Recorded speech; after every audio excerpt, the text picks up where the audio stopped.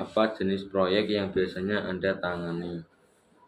Pada saat ini yang biasa saya tangani adalah pembangunan proyek rumah pribadi. Ya, kemarin ada proyek perumahan yang menengah. Lah yang sekarang ini yang tangani perumahan pribadi yang mungkin kalau menengah ke atas lah, kalau nilai menengah ke atas. Juga proyek sekolah. Yang saat ini memang di SDM ada pembangunan gedung lab. Memang saya yang nangani proyek sekolah. Nomor kedua, bagaimana Anda menentukan estimasi biaya untuk suatu proyek? Ya, kalau yang itu kita harus berhati-hati sekali. Kalau untuk menentukan estimasi kita harus pandai-pandai menghitung dari awal. Dari awal, jadi proyek itu berapa ukurannya, kita membutuhkan berapa material yang harus disiapkan.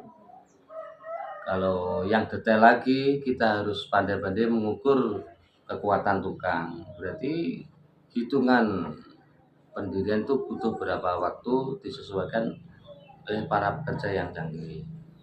Jadi kalau dihitung satu tukang bisa dapat berapa meter untuk pasang bata, plaster. Dari situ kita harus bisa merangkai. Jadi butuh waktu berapa bulan. Jadi butuh waktu berapa bulan. Dan selain itu kita harus menambah waktu lain-lain sekitar 25% dari waktu yang kita hitung untuk menjaga adanya keterlambatan material, adanya kendala hujan gitu. Jadi kan nanti akhirnya kita bisa finish sesuai hitungan yang kita harapkan. Yang ketiga, apa yang Anda lakukan untuk memastikan kualitas pekerjaan? Kalau dari kualitas kerjaan kita harus pandai-pandai mengetahui jenis material, kualitas material, terutama kualitas pasir, Mas. Kualitas pasir, kualitas batu koral, jangan sampai, kalau batu koral jangan sampai ada yang kecampuran batu gombong. Kalau batu gombong kan gombong itu loh Mas, kalau yang kena air mengapung. Ya, itu jangan sampai jenis batu itu ikut dalam batu koral. Kalau pasir kita harus tahu, jangan sampai pasir yang berwarna coklat. Ya, batu bata pun gitu, harus batu bata yang bagus sekali. Kalau besi ya kita harus memilih besi yang kualitas bagus, ada merek SNI. Itu nomor satu. Terus kualitas bangunan yang bagus, kita harus bisa merekrut tukang, bisa merekrut, memilihkan kuli yang bisa buat campuran yang bagus. Jadi sesuai dengan aturan campuran semen pasir yang bagus, ada aturan itu harus disesuaikan. Terus kalau tukangnya harus benar-benar tukangnya canggih. Jadi bangunan yang bagus kan biasa sesuai dengan pengelotan, penyikuan, lalu pemasangan. Nah, kita harus pandai-pandai memilih tukang. Yang ketiga itu. Dan keempat, bagaimana Anda menangani perubahan atau permintaan tambahan dari klien selama proyek? Kalau ada klien yang minta tambahan lagi, itu nanti tambahan itu dihitung lagi, kemungkinan berapa persen dari bangunan yang kita kerjakan.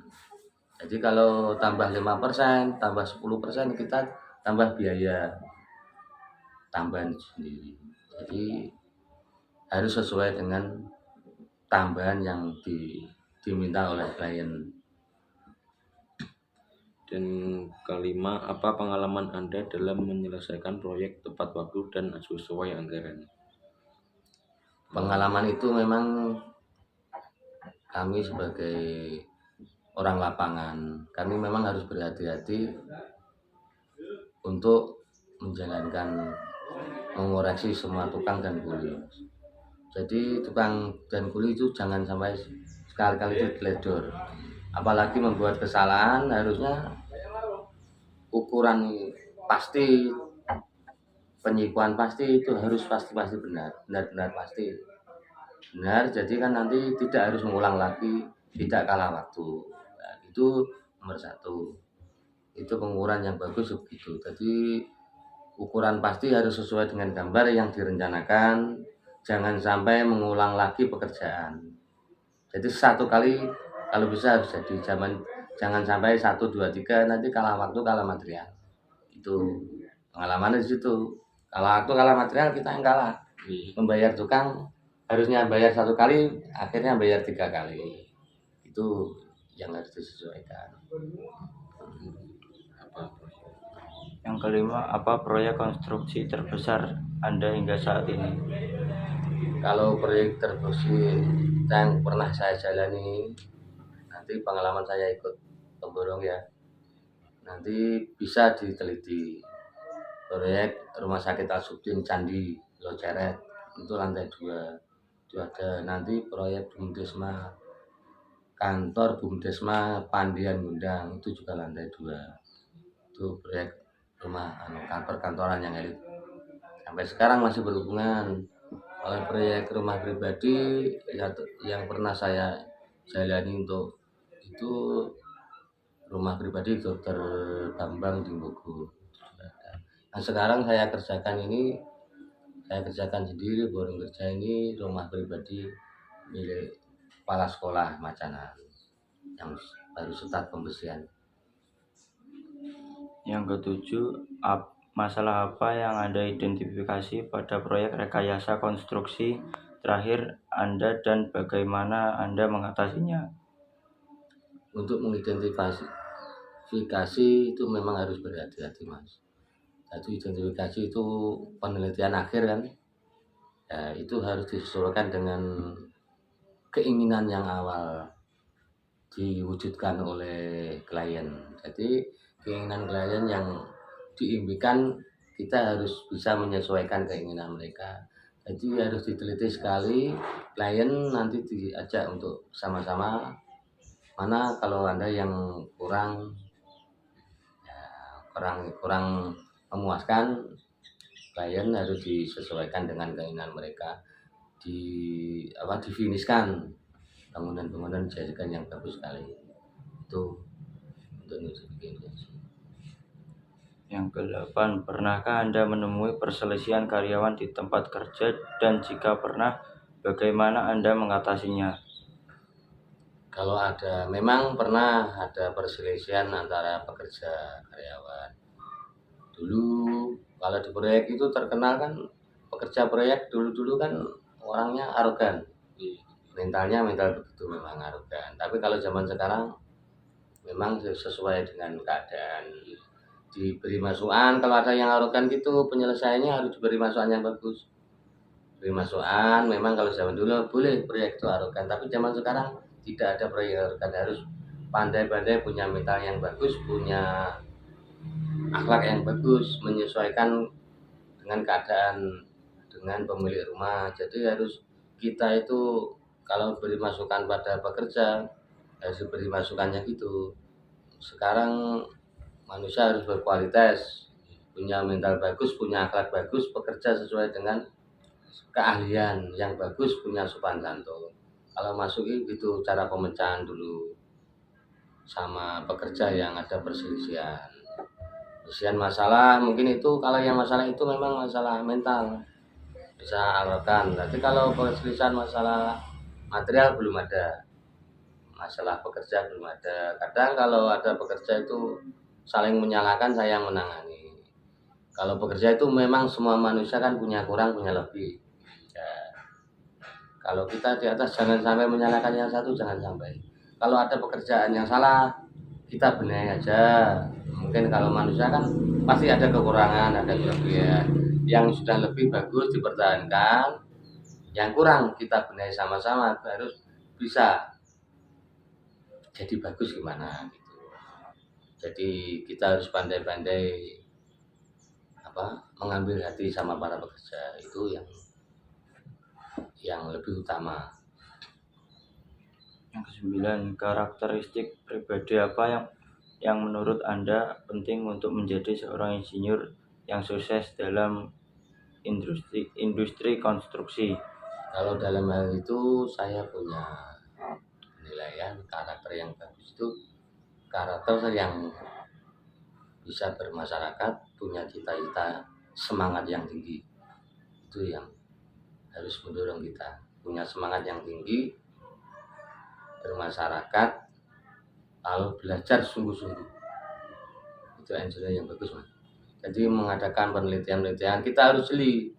Kalau kita jalan-jalan, terutama kalau jalan-jalan luar kota, Mas ya, kalau yang jadi insinyur, kita harus bisa pandang, wah itu bangunan bagus. Gimana ya kalau dijalankan di kampung saya? Itu terutama bisa memilih-milih, wah itu bangunan bagus.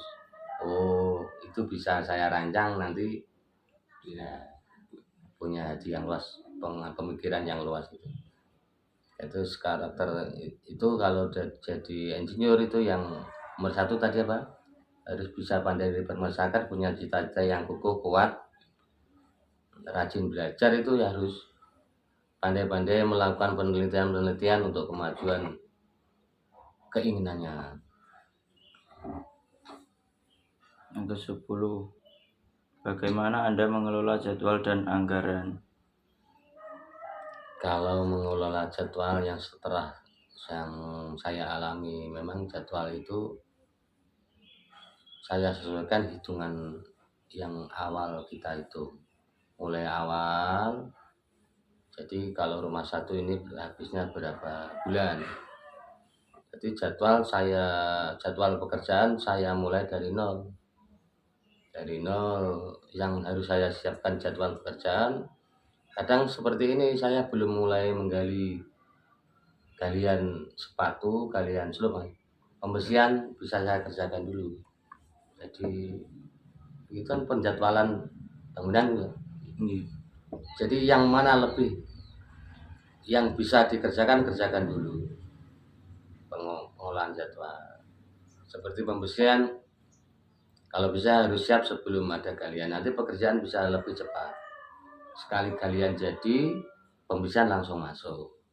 Kalau gali pembersihan belum siap, itu nantinya bisa mengendurkan waktu. Itu yang terutama itu. Jadi pengelolaan jadwal harus harus kita sesuaikan dengan rancangan yang awal. Berapa bulan kita habis pekerjaan, nanti kita harus pandai-pandai menjadwalkan 1 minggu dapat berapa persen, 2 minggu dapat berapa persen, 3 minggu dapat berapa persen, sampai nanti finish dari hari H finish kita sesuai dengan waktu yang diinginkan. Itu penjadwalan material pun ya gitu, yang harus disiapkan sesuai awal, terutama dalam pengerjaan bangunan, Mas. Yang kita harus siapkan itu material harus siap, penjadwalan material, Mas. Kita nanti bisa cepat untuk dikerjakan. Jadi kalau yang di depan, yang pemborong tuh di pikiran sudah berjalan sendiri. Oh nanti hari ini kerjakan ini, besok para pekerja itu harus kerjakan itu. Saya harus siapkan material yang besok dikerjakan, hari ini harus ada. Itu yang nomor satu, penjadwalan waktu seperti tadi, penjadwalan material ya seperti tadi. Terutama kalau jadwalan material pasir, Mas ya. Pasir itu kalau order kan tidak bisa jadi 1 hari datang.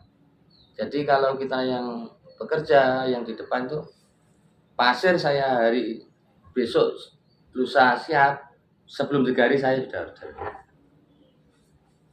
Karena penentuan material itu nomor 1.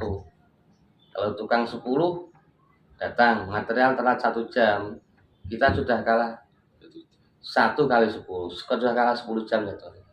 Ada kendur 1 jam. Itu yang harus diperhatikan, benar-benar diperhatikan. Itu saran saya. Nanti kalau mas-mas ingin jadi insinyur beneran, jadi pemborong beneran ya, itu yang harus diperhatikan. Jadi kamu punya pekerja bagus, pemborong anak buah pekerja, itu harus material kamu harus benar-benar disiapkan. Apa yang harus saya siapkan untuk besok pekerja start, untuk kerja material harus saya siapkan hari ini apa, itu yang nomor 1. Jangan sampai kita kalah jam. Punya anak buah 10, kendor 1 jam kalah 10 jam. Itu yang nomor 1 harus diperhatikan sekali. Jadi nanti tidak kalah waktu. Biasa kekalahan itu tertak situ Mas. Para pemborong, para kekalahan borongan tertak situ. Ya kelihatan bekerja, tapi bekerja itu kan ya kalau ada material dijalankan. Kalau tidak ada mau apa? Ya, susah sendiri toh. Pekerjaan pun ya susah memikirkan ya kalau tidak ada material saya kerjakan apa? Dan tidak bisa maksimal. Itu rakitannya itu Mas. Jadi rakitan pekerjaan harus benar-benar disusun dengan rapi, penjadwalan hari, penjadwalan kerja, penjadwalan material harus benar-benar bagus sekali, detail sekali. Jadi nanti kita bisa sesuai hari yang difinishkan untuk habisnya pekerjaan, bisa sesuai dengan kualitas yang dikerjakan, klien yang membangun bisa benar-benar puas dengan hasil yang dikerjakan, akhirnya bisa menempati bangunan dengan damai. Damai itu kuncinya kan dia artinya terima di dalam hati dengan hasil rumah yang dibangun oleh pemborong. Arsinur tadi itu yang nomor 1. Ya kita ya harus pandai-pandai memberikan masukan pada klien. Jadi masukan gini Pak, rumah Anda harusnya begini, bagusnya begini. Kadang kalau Bapak ingin apa yang harus ditambahkan, diberi masukan. Itu yang nomor 1. Mengambil hati klien. Itu terutama itu Mas.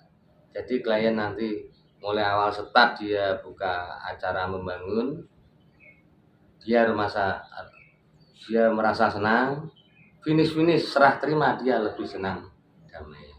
Tidak ada rasa wah kurang gini, tidak ada rasa kurang terima. Itu yang nomor 1 yang harus diperhatikan bagi para insinyur itu Mas. Ya, semoga nanti punya cita-cita itu terlaksana. Support dari saya, penting semangat maju. Semangat maju Mas ya. Semangat belajar, semangat maju, melakukan penelitian. Yang memang pembangunan itu yang harus diperhatikan tadi, material yang nomor 1, kualitas tukang yang bagus, itu yang harus diperhatikan. Itu saja dari saya. Ya. Semoga bisa memberikan masukan Mas, memberikan support yang bagus untuk melaksanakan mencapai cita-cita ya.